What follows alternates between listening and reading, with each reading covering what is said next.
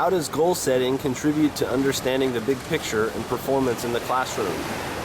Understanding the big picture and performance starts by distinguishing and defining surface learning and deep learning. According to Dr. Mary Ellen Weimer's blog from the Faculty Focus website, surface learning is cognitively passive learning behavior, while deep learning is cognitively active learning behavior.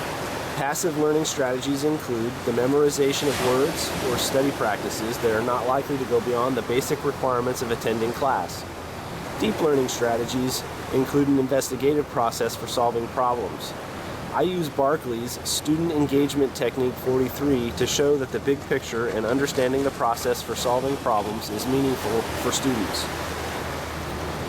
Begin the academic term with the end of the academic term in mind.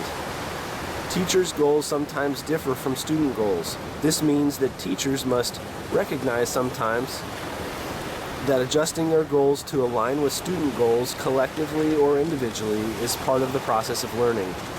Set 43 can be reused throughout this course or term to monitor progress in the alignment of goals for students, teachers, and departments. Teachers should guide students to construct specific goal inventories to monitor progress throughout the term. Students and teachers together accomplish tasks that reflect goals and communicate the results creatively and critically to others. Backwards planning is the same as beginning with the end in mind. For example, graduation is the overarching objective for student Dizzy Dolphin. Dizzy should accept that graduation from the university requires completion of a capstone course first from the university as a senior. Then, Dizzy should determine all the prerequisites that capstone course requires as a junior class student, all the prerequisites required as a sophomore class student, and all the prerequisites required as a freshman class student, in that order. Each class level has a different set of tasks that need completion before moving forward to the next level of coursework. Each course requires a student to perform well on any given academic tasks. Surface learning strategies for students include performing well on exams to meet requirements for each course or prerequisite on the path toward graduation. Barkley says to use the Teaching Goals Inventory developed by Angelo and Cross. This TGI helps students to set goals that enhance learning through improving writing skills, developing analytical skills, developing the ability to think creatively, developing concern for social issues, and developing an ability to organize time effectively. Additionally, higher order thinking skills, basic academic success skills, discipline-specific knowledge and skills, and personal development are among the clusters of goals that Angelo and Cross described. The TGI could be used as part of each incremental step for teachers to guide students toward the achievement of their goals in the long run and the short run. Goal theory works. The application of goals in the classroom is meant to help students move past just performing in the classroom and toward learning the significance of the process. Understanding the significance of the process is similar to watching the big picture unfold. According to Barkley, students more concerned with performing well on exams to increase their reputation or social status are less likely to understand the big picture.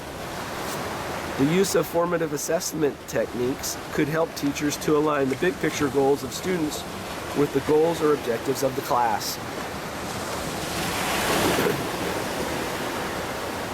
Active learning becomes more than memorization. Teachers that implement activities intend to develop students' abilities to acquire the knowledge, skills, and understanding in the process of learning. Students and teachers focused on deep learning strategies are likely to ask, what can be gleaned from this experience? What is the most important part of this learning process? What skills and abilities should I take away from this discipline after the experience is complete? How clear should my goals be? How do I measure my goals? What are the key takeaways from this process that I'm likely to reflect on tomorrow, next week, next year, 5 years from now, even 10, or some other indefinite period in the future? Student discovery of knowledge and deep learning processes increase competence, skill, and ability. According to the Nebo blog, the pursuit of mastery goals increases competence, and the pursuit of performance goals increases skill and ability for the subject. The DePaul University resource website explains that course objectives contain the material and other learning processes and tools that teachers cover in a course. Learning outcomes are the actionable observations that students are expected to articulate at the conclusion of the course. Dr. Mary Ellen Weimar concludes that teachers provide the tools to students so that students discover knowledge for themselves.